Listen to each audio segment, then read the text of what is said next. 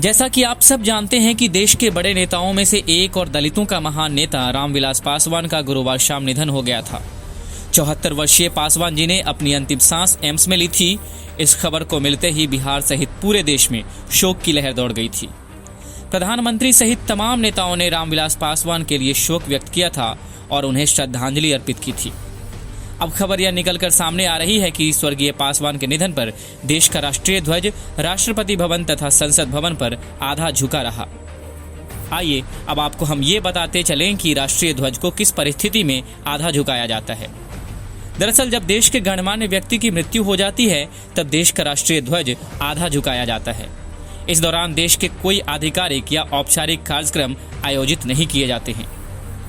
अब आपको ये भी जान लेना चाहिए कि इसका इतिहास क्या है और कौन घोषित करता है राजकीय शोक।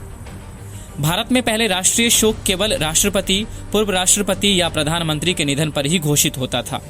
हालांकि राष्ट्रपिता महात्मा गांधी के निधन के बाद भी राष्ट्रीय शोक की घोषणा हुई थी, किंतु समय के साथ नियम में परिवर्तन हुआ और अब गणमान्य व्यक्तियों के निधन पर भी केंद्र विशेष दिशा निर्देश जारी कर राष्ट्रीय शोक की घोषणा करता है।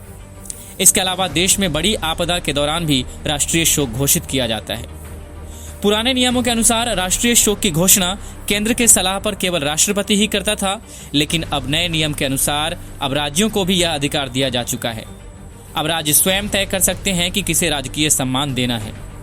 कई बार राज्य और केंद्र सरकार अलग अलग राजकीय शोक घोषित करते हैं। यान न्यूज नेटवर्क के लिए गोविंद कुमार की रिपोर्ट।